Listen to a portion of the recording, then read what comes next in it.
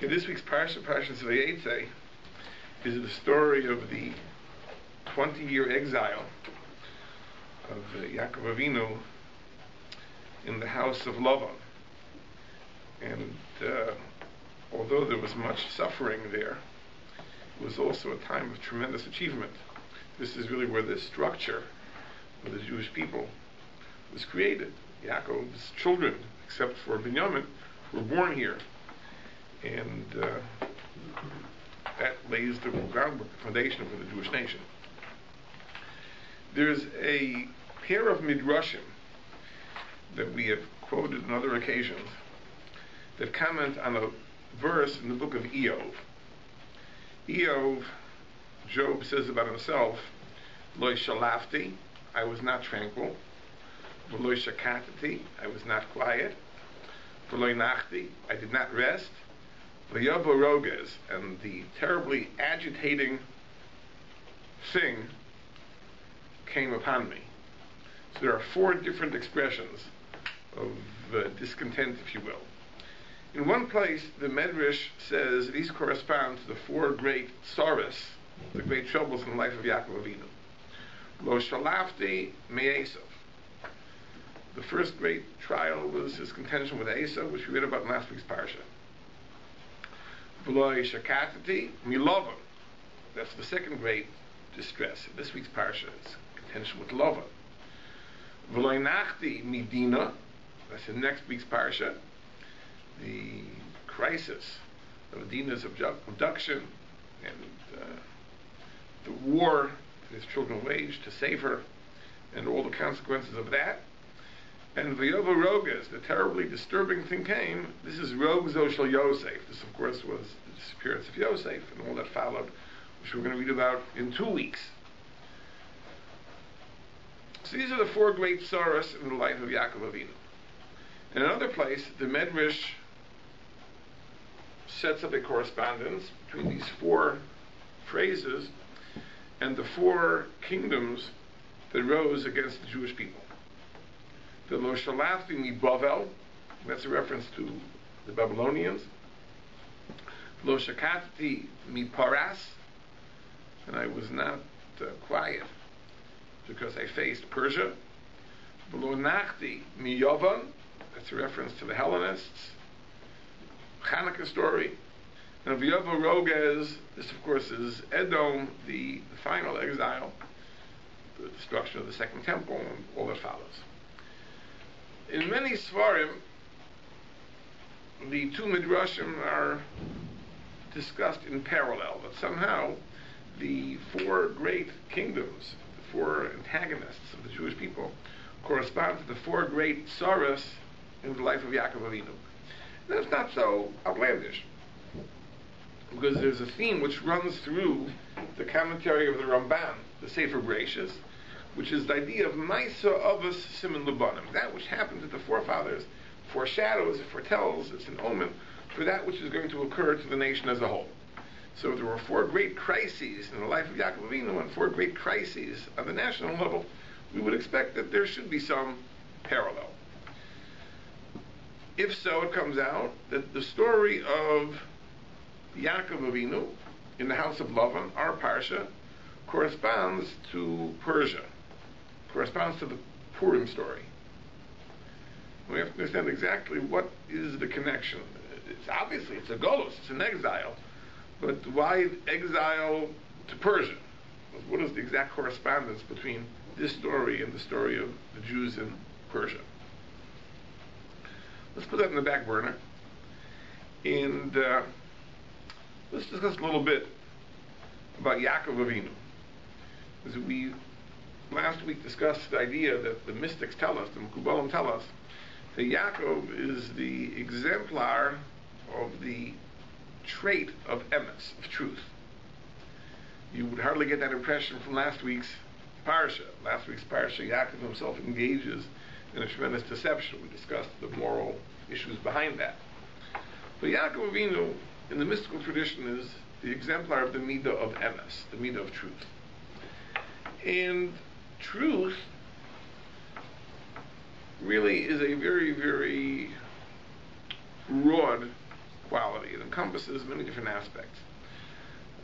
On the simplest level, it's that my words should be true. That my words should correspond to the facts. And that's what we talked about last week. That how can we reconcile Yaakov's misrepresenting himself, saying that he's Esau, with the idea that a person's words should be true. But that's one aspect of emes. But there's much more to emes than that. It's not just that the things I say should be true, but that I should be true to myself, as Shakespeare put it, that thine own self be true. That there has to be an internal consistency between my thinking and my desires and my actions. Because if a person is a hypocrite, if a person believes one thing and acts differently, that's also a violation of emes. It may be that he never uttered a falsehood. He never misrepresented facts. But the fact that there's an inconsistency, a lack of harmony between his desires, his yearnings, his aspirations, and the way he lives his life, that also is a violation of the principle of emes. There's a very, very beautiful thought that the Shem Shmuel says in the beginning of this week's parasha. I think I've said it before. The Medrash discusses Yaakov Avinu when he was on the road fleeing from Eretz Yisrael. He had this magnificent dream of the ladder. We know the story. So the Medrash introduces its discussion of the story with a verse in Tehillim, which says, Tzama locha nafshi, that my soul thirsts for you. Kama locha b'sari, my flesh yearns for you. Now these words were said by David HaMelech, but the Medrash puts them in the mouth of Yaakov Avinu, that my soul thirsts for you, and my body, my flesh, yearns for you. So the Medrash says this about Yaakov Avinu, that in the same way that my soul thirsts for you, so every part of my body, the 613 parts of my body, yearn for you. What is the point of the Medrash? So the Shem Shmuel says very, very beautifully that often there is a tension, a conflict between the yearnings of the soul and the yearnings of the body. The body seeks pleasure, comfort, and so on and so forth. The soul seeks wisdom, spirituality, attachment to God. So there's a conflict. Now, the Mesilas Yesharim understands that is the fundamental conflict. When we talk about the conflict of the Yetzer Tov and the Yetzer Hara, it's not as we see it in the cartoons, that there's a little devil on one shoulder, a little angel on the other shoulder who are fighting it out. Now, the essential tension between good and evil within a person is the tension between the neshama and the guf, the soul and the body. The body has its desires, the soul has its desires, and that has to be dealt with. People on a very lofty level establish harmony. That just like their souls yearn for God, their bodies are elevated to a point where their bodies yearn for God. And that was the level of Yaakov Avinu. That just like Sama locha nafshi, my soul thirsts for God, Kama locha b'sari, my flesh, my body also yearns for God. There was no desire for comfort, pleasure, fun. Body and soul of Yaakov yearned for God. And the Shem Shmuel says, and of course it would have to be that way, because Yaakov Avinu is the exemplar of emes, the exemplar of truth. If there'd be any contradiction between the yearnings of his body and the yearnings of the soul, that would be a violation of the principle of emes. He is true through and through. And therefore, his soul and his body are in a state of perfect harmony. That's the point the Medrash says. The Shem Shmuel on that basis says a fantastic thing. It says here that when Yaakov Avinu camped for the night, he prayed. And the Gemara understands that this was Yaakov ordaining the prayer of Ma'ariv, the evening prayer. And the Gemara says, Tfilas Avos Tikvim. The Tfilas were made by the patriarchs. So Avraham Avinu, he invented Shachris. And Yitzchak Avinu invented Mincha. And Yaakov invented Mariv. And the Gemara also says that these Tfilas correspond to the sacrifices of the temple. That the Shachris corresponds to the Tamid Shal Shachar, the daily morning sacrifice. And Mincha corresponds to the Tamid Shal Beinu Arbayim, which is the afternoon daily sacrifice. And Mariv corresponds to the burning of the body parts that were left over from the day. Those can be burnt the entire night, and Mariv corresponds to that. Now we know that in a korban, the main avoda, the main service of the korban, is what is done with the blood. That the blood is sprinkled on the altar. And therefore, when we talk about the Tamid Shel Shachar, the morning sacrifice, we're talking about the Zrika Sadam, the pouring of the blood. We talk about the afternoon sacrifices, we're talking about the pouring of the blood. So Shachris corresponds to the morning blood sprinkling. Mincha to the afternoon blood sprinkling. Mariv, there's no third sacrifice. There's no blood offered at night. It refers to the burning of the body parts. So the Shema Shmuel says a fascinating thing. We know, what does blood symbolize in the Torah? Blood symbolizes the soul. The Pasuk says that the nefesh, the life force of a human being, resides in the blood, and therefore blood is symbolic of the soul. When a person takes the animal's blood and sprinkles it on the altar, and we all know that the offering of an animal is in the sense of vicarious self-sacrifice. I am offering the animal soul, but really I'm offering my soul. What I'm doing is I am declaring that my soul is devoted, dedicated to the service of God. And I do that twice. I do it in the morning, I do it in the afternoon. I offer blood, that's symbolic of offering my own blood, which is symbolic of offering my soul. Mariv, there's no offering of blood. Mariv corresponds to the offering of the body parts, which means not only is my soul subservient to God, my body as well is subservient to God. Avram and Yitzchak ordained Shachris and Mincha. Only Yaakov could ordain Mariv. Because only Yaakov was on that level of emes, that level of consistency of body and soul. So Avram and Yitzchak could devote their souls to the service of God. Yaakov could devote his body to the service of God. And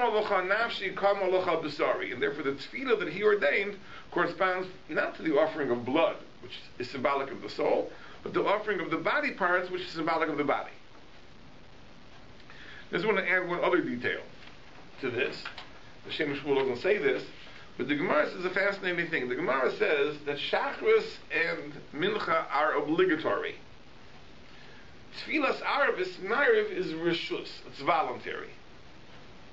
It's voluntary. So the question is asked, the Pnei Yeshua asks the question of Masechus Brachas, then why should Yaakov's tefillah be any less than the other two?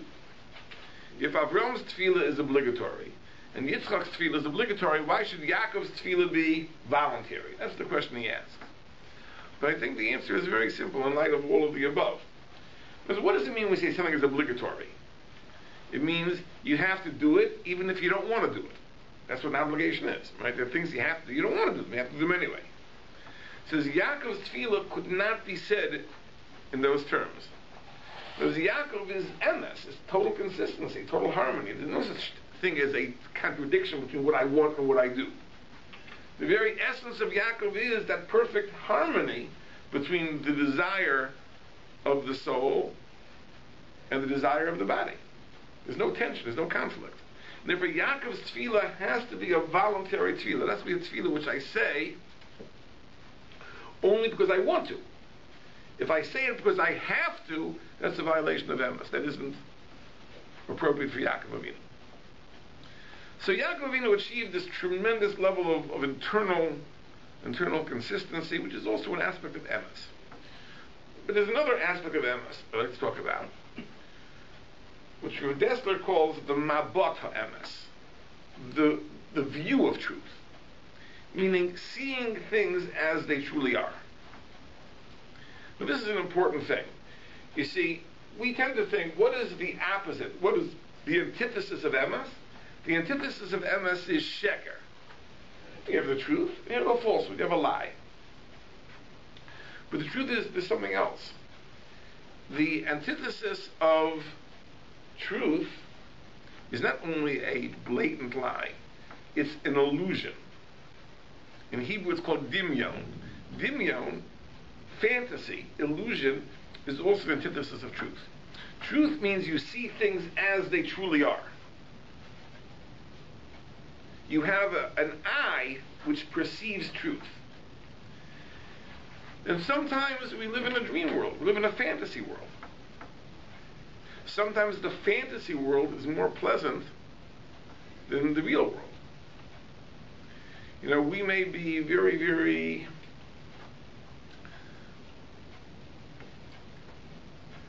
modest in terms of our genuine achievements. And if we persuade ourselves, we delude ourselves into thinking that we're doing great things for the Ribono Shel Olam, great things for the Jewish people, great things for mankind. We tend to inflate our achievements. We give them importance that they don't really have. We imagine ourselves as being irreplaceable, even though it has been said that cemeteries are full of people that are irreplaceable.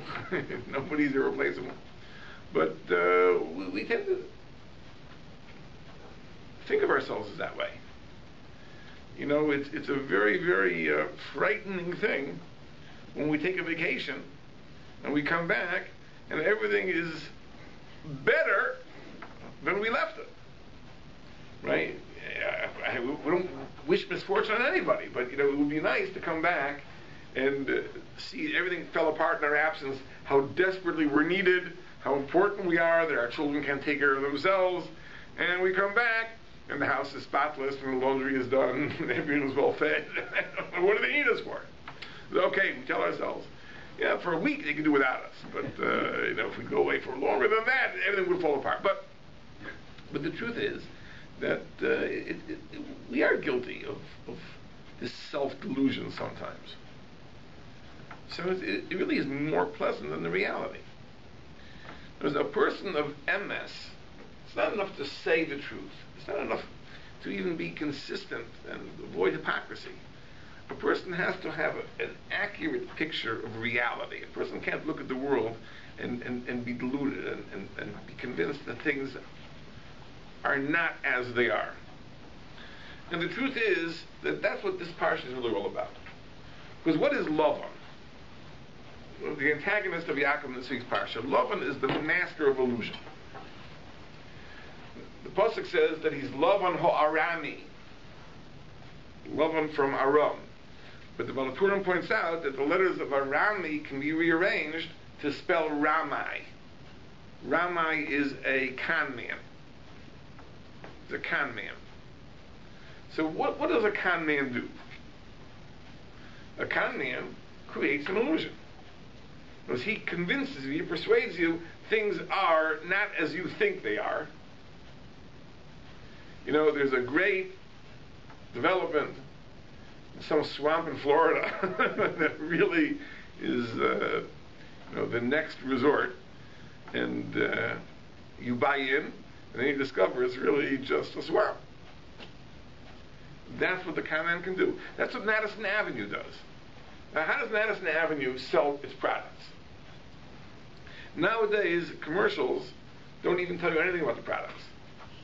So as you watch a commercial, you see a bunch of glamorous people drinking this brand of beer or using this brand of tires, and they're nice, they're handsome and slender and well-to-do, and you figure, if I drink that brand of beer, I use those tires, I'll also be slender and well-to-do and so on and so forth. So they create a fantasy image, and we buy into the delusion. That's how they sell their products. Now, if you compare advertising in the 21st century to the first print ads in the 1800s, you see, it's totally different. In those days, the ads were filled with information about the product, what it's made of and how it works and how to use it, and they would tell you the price too. Says nowadays you don't have a clue, nothing. It's all fantasy, it's all illusion. Now they create a world, and you're meant to step into that world by your purchase of this product. The Maral says that the very name Lavan implies that. What does Lavan mean? Lavan means white. So if you have a white canvas, you can paint anything on the canvas. Anything. Any picture, any image you want. It's a total blank. Lavan is a blank. He's a blank and he creates a fantasy.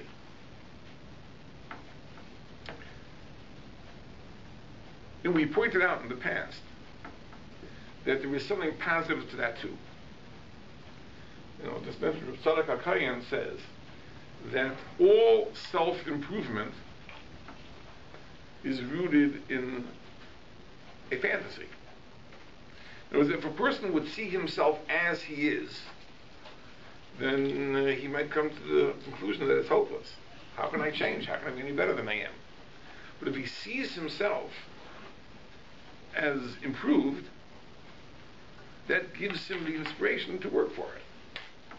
But imagine a person who is contemplating going on a diet. And he looks in the mirror and he sees himself, herself, thin and slender, exactly as he would want to be, as she would want to be. That could be the impetus. The ish emes, the person who sees things as they exactly are, would have a hard time imagining how they could be different. This is the reality. This is the way it is. Can it really change?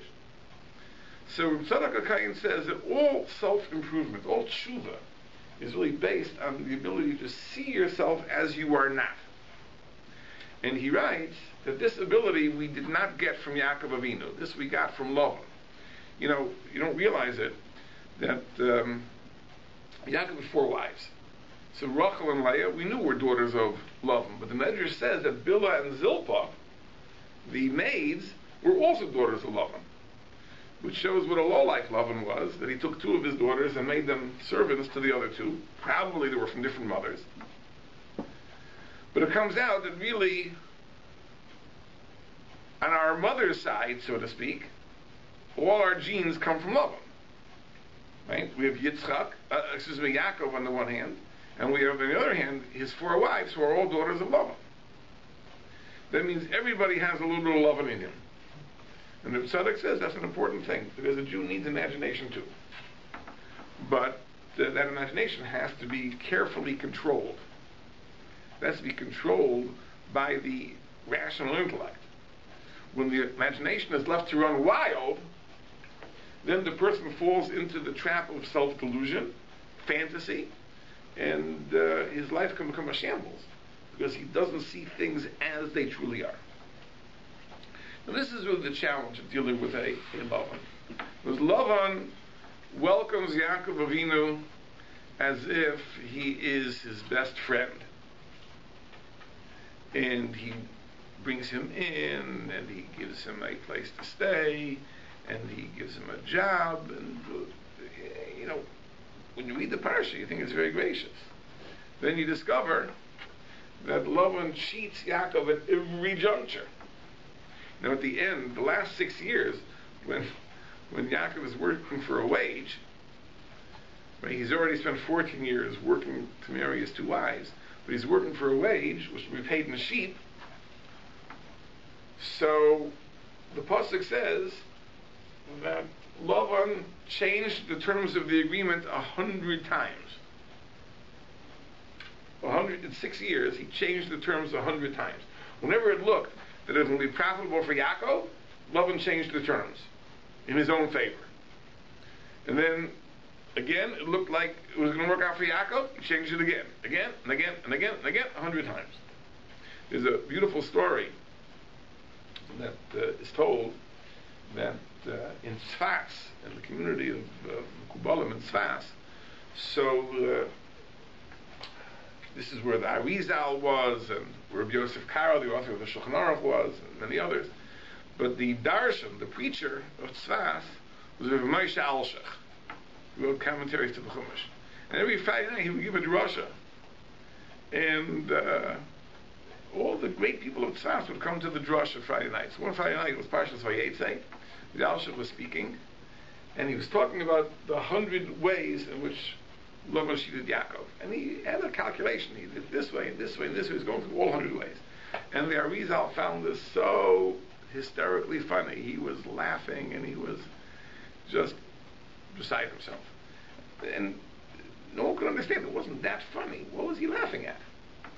So he was asked after the drasha, what was so funny? He said, Lavan himself came to the drasha.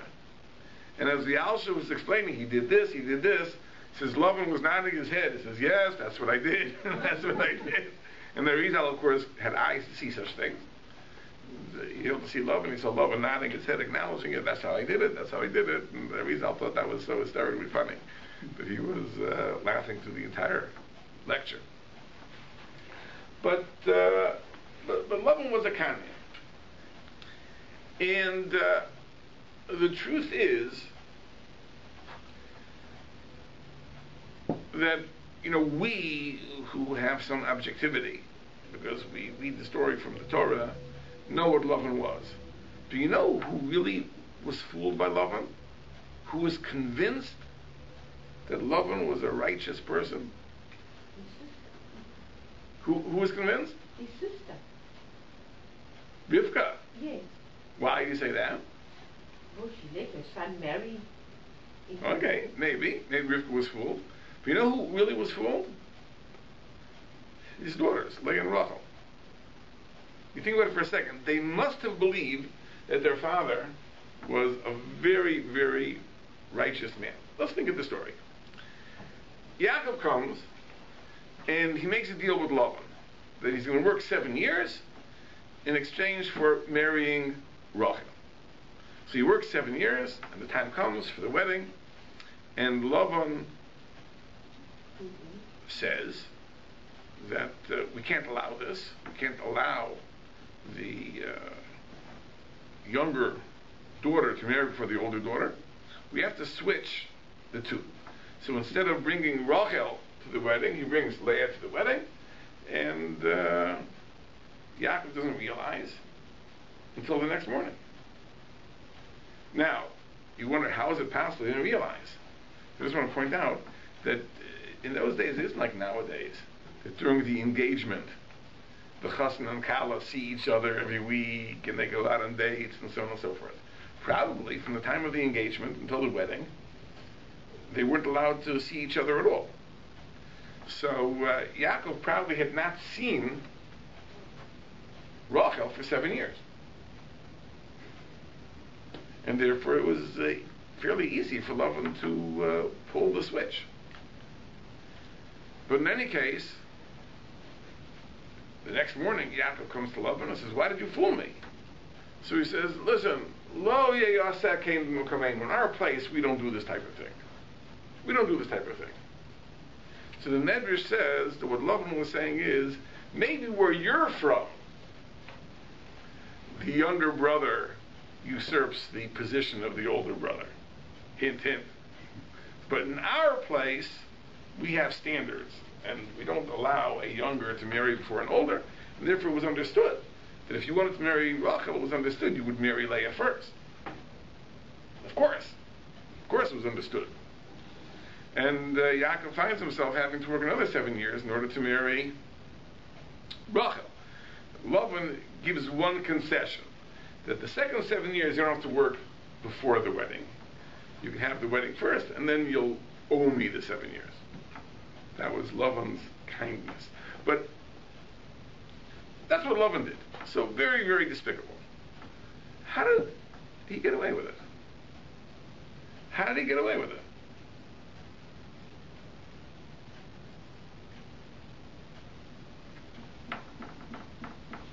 What did he tell Leah? What did he tell Rachel?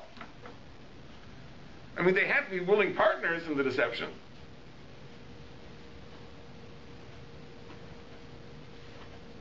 he must have convinced them that he was right. That this fellow you're thinking of marrying is a lowlife. He wants to violate the noble principles on which our society is founded. He wants to marry a younger before an older. And that's unacceptable. And we have to stand up for what is right. And therefore we're going to do this. And Leah agreed. Rachel ultimately also agreed, or that Leah shouldn't be embarrassed. So gave her the signals, and this is how Leah was able to carry it, the deception out. But Leah had to be convinced.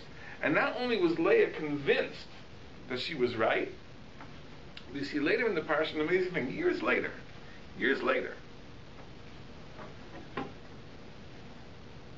when Reuven brings flowers to Dudoim, and he's bringing them to his mother Leah, and Rachel wants them. And Rachel asks Reuven, give me the flowers, and Reuven gives her the flowers. And Leah is very upset. And she says to Rachel, it isn't bad enough you took my husband. And now you want to take the flowers my son brought? It isn't bad enough you took my husband? What? What is Leah saying? Rachel took her husband? Well, she can't remember the story. It wasn't that long before. Yaakov was supposed to marry Rachel. Lavan pulled the switch. As a result, he married Leah against his will. And Leah has the audacity to come to Rachel and says, it isn't bad enough you stole my husband? Now you want the flowers too? What was Leah thinking? That Rachel stole her husband? How in the world could she have thought a thing like this? The answer is because Lavan persuaded her. Lavan persuaded her that really you, Leah, were entitled to marry Yaakov. Yaakov's desire to marry Rachel was illicit. Really, this is how things should have been. And Leah was convinced of that. I mean, Lavan was such a Ramai, he was such a master of illusion, he could convince his daughters that despite the things that he did, which to us are so clearly underhanded, he was a paragon of virtue. Yeah? So at what point did they realize that wasn't the case? We'll see in a second. But We'll see in a second. We'll see in a second. Didn't Lavan, wasn't he also sort of annoyed that the older brother was not around to marry his older daughter? Well, what Lavan was thinking, we don't know what Lavan was thinking. Probably Lavan wanted Leah to get married first. I mean, he wasn't a bad father. Well, wasn't right? He had, his interest, he was concerned for Leah. But the point is, to do a thing like this, right, and get away with it, means he had to have tremendous powers of persuasion. But the end of the parsha is an amazing thing. Yaakov, at the end of the 20 years, has a nevuah that it's time to go back to Eretz Yisrael. So Hashem speaks to him, and he calls Rachel and Leah to the field, and he says to them,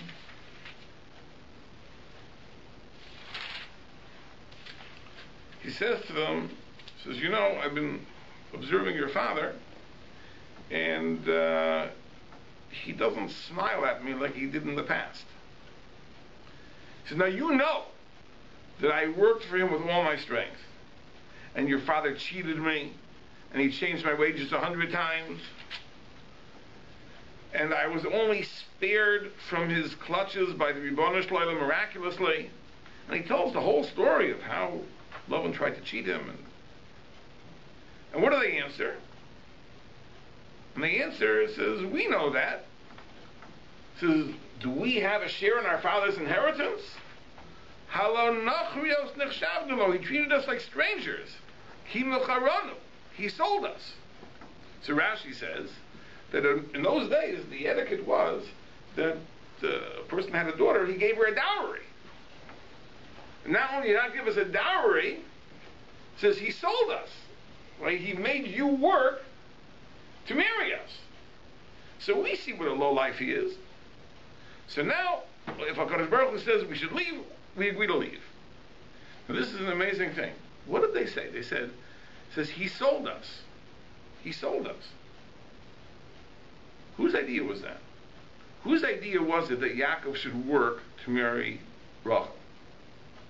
To go back to the beginning of the parasha, it wasn't Lavan's idea. Right? Lavan says to Yaakov, he says, you're my brother, that you should work for nothing? Tell me what you want as payment for your labor. So Yaakov says, I'll tell you what, I'll work 7 years for your daughter Rachel. It was Yaakov's idea. Why? So he wants to explain that's the whole idea. Now Yaakov knew that the great challenge that was facing him is how is he going to tear Rachel and Leah away from Lavan to bring them back to Eretz Yisrael at the end of the exile. It says they're so close to their father, he's such a loving father, they're so devoted, he's such a tzaddik in their eyes. So Yaakov has to frame Lavan up. He has to convince them that your father is really a despicable person. So he dangles the bait before Lavan. He tells Lavan, listen, I'm willing to work to marry your daughter. Now one of Lavan's weaknesses is he loves money. Right? So therefore he figures that, how can I say no? This is an offer I can't refuse. So he works for Lavan 7 years. There's a slight setback.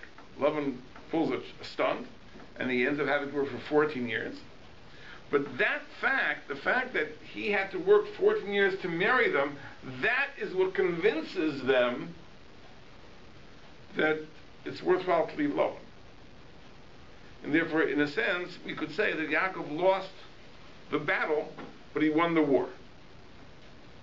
It was by subjecting himself to these terms, he was able to persuade his wives that Lavan was no big tzaddik, and therefore they're justified in leaving him. Why 7 in each case? Why 7 years? Well, the first one was 7 years. It had to be something extreme. It couldn't be 3 months. It had to be something which was so outrageous that anybody would be horrified.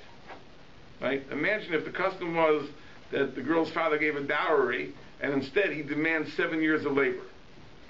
I mean, it's an outrage, right? So that's what he figured. So Yaakov was able to shatter the illusion, right? He's able to convince his wives that you have no place here. And that's what they say, we have no place here. He sold us. He treated us like strangers. We have no place here. We have no inheritance here. He says, we're ready to follow you. We're ready to go back to Eretz Yisrael. And of course they escape, and we know the rest of the story, how Lavan follows in hot pursuit, and etc. This really is the fundamental issue of the Golos of Paras, the Golos of Persia. You know, it's a very, very interesting thing. You know, the Jews were exiled from Eretz Yisrael by the Babylonians, and they were taken into captivity. They were taken in chains to Babel. Persia overthrows Babel. Right? The Daryavesh, the king of Modai, overthrows the Babylonians, overthrows the last Babylonian king, Belshazzar, and he becomes the master of the region, and of course the Jews are now in his territory. Daryavesh dies, and the throne is inherited by his son-in-law, Koresh, who is the king of Persia already, and therefore he inherits now Modai from Daryavesh, and he becomes the king of Paras and Modai, the joint empire of Paras and Modai. And very early in the beginning of his reign, he gives a proclamation that the Jews are welcome to go back to their land and rebuild the Beis HaMikdash.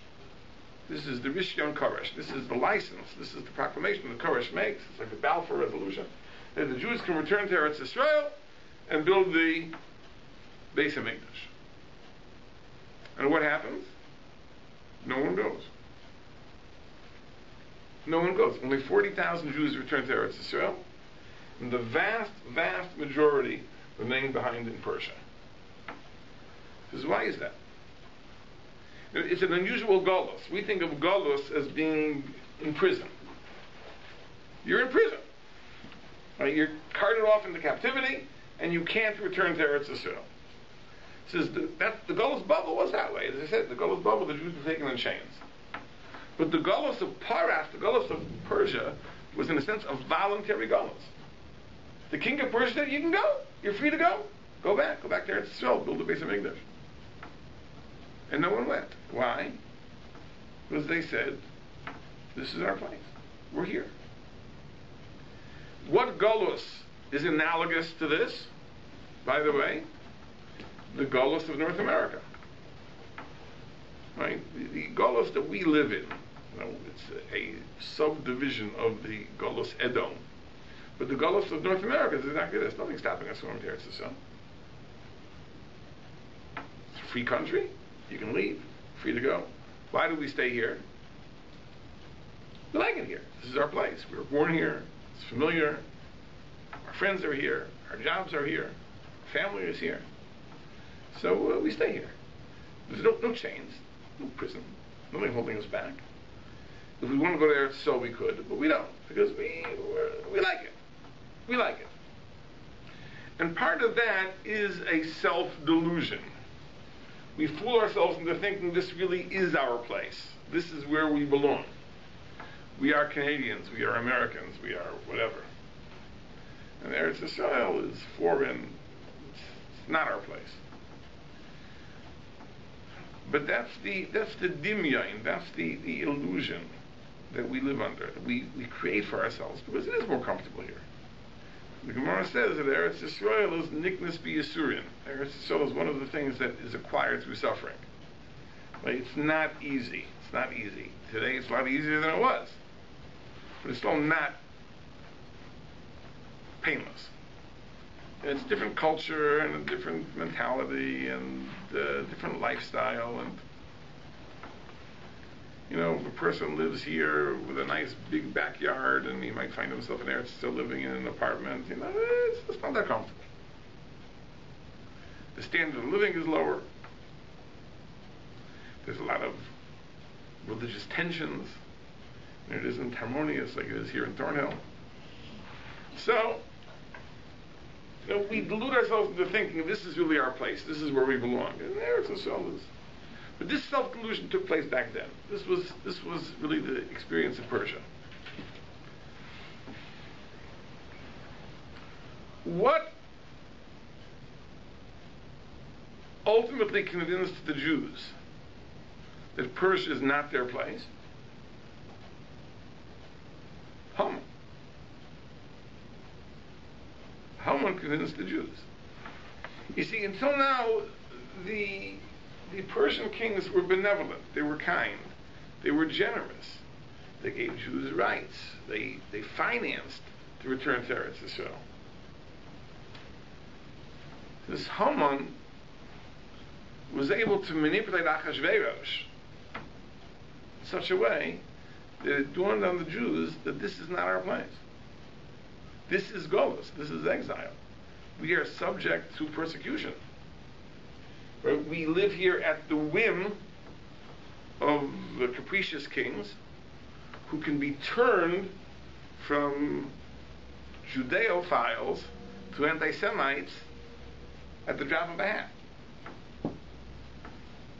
That's what the story of Purim is all about. The story of Purim is about the realization that Golus is Golus. We can't fool ourselves. And, the lessons of Purim, the problem with Megillah Esther is that we read it on Purim. That's the problem. Right? Because Purim is a day which lends itself to frivolity and levity, and we read the Purim and we think it's a big joke.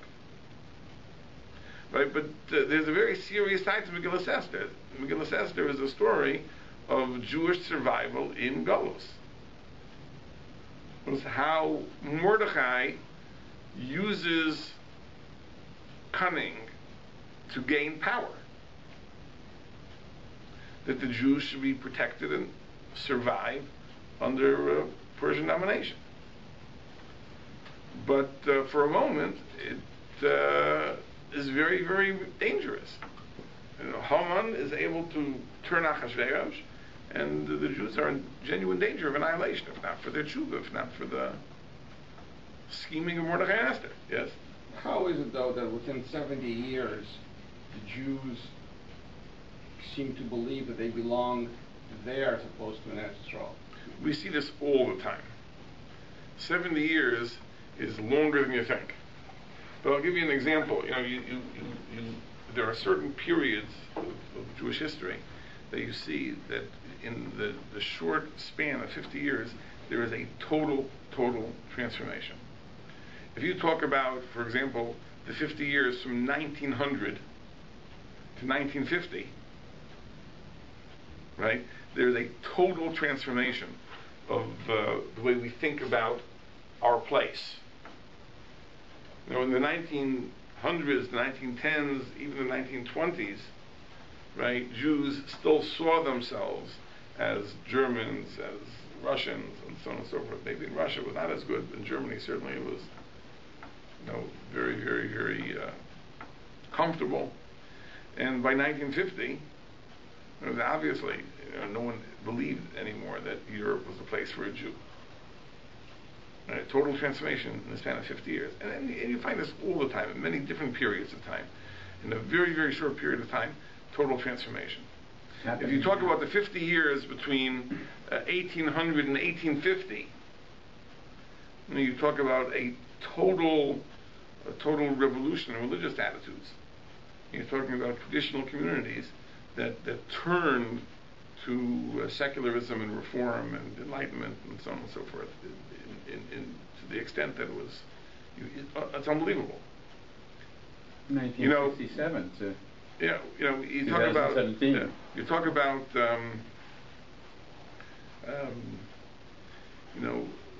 Mendelssohn in the late 1700s wrote a German translation of the Bible to teach the Jews German. Right? And Rav Hirsch in the 1840s wrote a German translation of the Bible because the Jews couldn't read the Hebrew anymore. It's a big change in the span of 50 years. So we like to think that historical trends percolate over centuries, but the truth is that the history moves a lot faster than we tend to think, especially in modern times. And 50 years is a long time. And certainly, I think, if you're talking about the last 300 years, 50-year blocks make big differences. But this is what the Nisayon, the challenge of Golus Madai, the exile to Persia, is all about. It's all about self-delusion, fooling ourselves. It's a Golus where there are no chains, and there are no walls, and there's no prison, and we are free to go, and yet we stay, because we see this is our place. Eretz Yisrael is not our place. And this was the challenge that Yaakov had to deal with in carrying Rachel and Leah and children away from the house of love and bring them back to Eretz Yisrael. He had to do his best to persuade them and convince them that this is not your place. And he did it with cleverness. He did it with diplomacy of a sort. But he was successful in being able to pull them away. That is the challenge of Persia. And that's why, in the Midrashim, the Golus of Yaakov in the house of Lavan corresponds to the Golus of Persia. Yes? When you read it, Pshat, it doesn't read exactly the way he describes it. It seems almost like he's pulling himself away, and his wives are saying, "You finally got it," to him. And maybe that's because he's so clever. Yeah, I think Yaakov Avinu knows it before them, because Yaakov has a nevuah. After all, he knows that this is what he has to do, right? He doesn't mention to them the nevuah until after he's made the case. But if it's a nevuah, it seems to me that he's very late returning. Well, why do we have the sense that he's away how many years? No, the nevuah comes at the end of the 20 years. There's a nevuah at the end of the 20 years he gets. It says, this is in chapter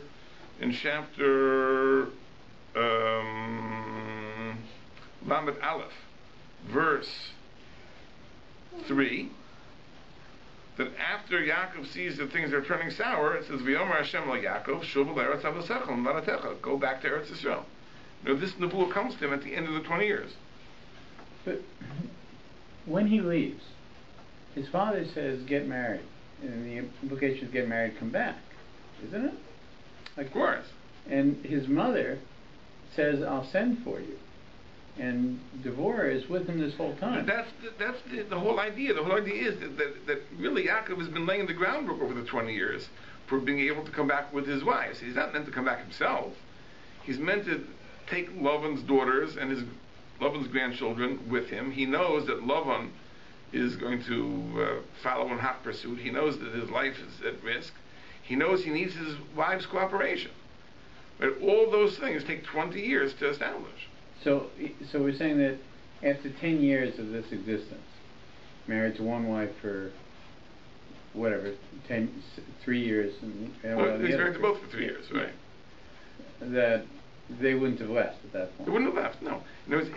That's what it says. Yaakov has to explain that for the last 6 years I was cheated 100 times, and before that I worked 14 years, right, contrary to the custom that your father would have provided a dowry, and that proves that Lavan is worth abandoning. Right? It takes a long time. It takes a long time to change a person's thinking. Sometimes. But this is really, I think, the lesson of this parsha, that Golus is something that is not always imposed on us. Golus is something that we have to tear ourselves away from, because the illusion of success and happiness and being where we belong is very, very, very hard to fight. And Yaakov Avinu, because he was that ish emes, not just that his words were true, not just that he was consistent in body and soul, but he had an eye for truth. He was able to size up a situation and understand it exactly as it was. He understood this is not the place. This is not the place where Klal Yisrael can thrive. And it's only a question of how he convinces everyone else of that. Everyone else who has such a allegiance to Lavan, who can't see things as they truly are, because they've grown up in his shadow. They're accustomed to seeing things as Lavan sees them, or as Lavan wishes to present them. That, of course, is a challenge for us as well. Because the Golus of North America is going to be a very, very difficult challenge to deal with. And we have to pray that as the Gula comes closer, we should have the eyes with which to see the truth and understand where our place is, rather than have the Ribono Shel Olam put the pressure on us to leave by making it uncomfortable for us here. Right? The Rahman al-Islam, it shouldn't happen that way. But if we don't see the truth for ourselves, that this is not our place, then it's going to be a disaster. Now let's think about it for a moment. Let's be honest with ourselves.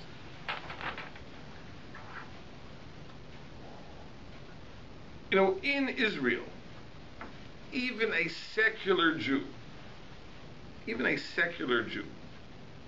can be easily brought back to Torah, brought back to religion. Number one, the language is Hebrew. A secular Jew can walk into a synagogue and understand what's going on. Right? You got to get him to walk in the front door. But if he walks in, he understands what's going on. Culturally, the calendar follows the Jewish pattern. I think that virtually every Israeli Jew, whether he's religious, not religious, knows when Rosh Hashanah is, knows when Yom Kippur is, knows when Pesach is, knows when Chanukah is, because this is part of the culture. This is part of the, biblical figures and biblical sites. Street names. Street names, right? These are things that are part of the everyday experience. So it's true that maybe some people don't know too much, but it's certainly part of the culture. Now I remember, I'm fond of repeating that that many, many years ago, so over 30 years ago, when I was in Eretz Yisrael. So I was in the barber shop once, I still remember it, and I was looking at the newspaper in the barber shop, and there was an ad for stereo speakers. And the ad showed Moshe Rabbeinu coming down from Har Sinai, not carrying 2 tablets, but carrying 2 stereo speakers. And it said the verse, V'chol ha'om ro'im es hakolos. The whole nation saw the sounds, which is the pasuk. And this was the ad for the stereo speakers. The point is that it was something that at least at that time, an average Israeli could relate to. Religious, not religious, but the image of Moshe coming down with 2 stereo speakers, like everyone would understand exactly what the point of the joke was. I don't know if in America people would understand. You show them an ad, like what is this? Like why is this funny? Why is this a hook to get me to buy these speakers? Right? Look, it's blasphemous in a certain way. I don't think we'd want to depict Moshe Rabbeinu as carrying down stereo speakers from heaven, but we understand it's part of the culture, right? It's difficult for a Jew to become lost in Eretz Yisrael. It's difficult. You can become somewhat detached from your tradition, from your heritage, but it's easy to come back. Right? In America, it's not that way. In America, if you become estranged, you're lost. You're lost. You've lost the language. You've lost the cultural context. This is a land which is literally ochelas yoshva. It consumes its inhabitants. And we're lucky, the few of us who are still somehow either have remained attached or found their way back. We're lucky. We are a small percentage, a small fraction of the Jewish people.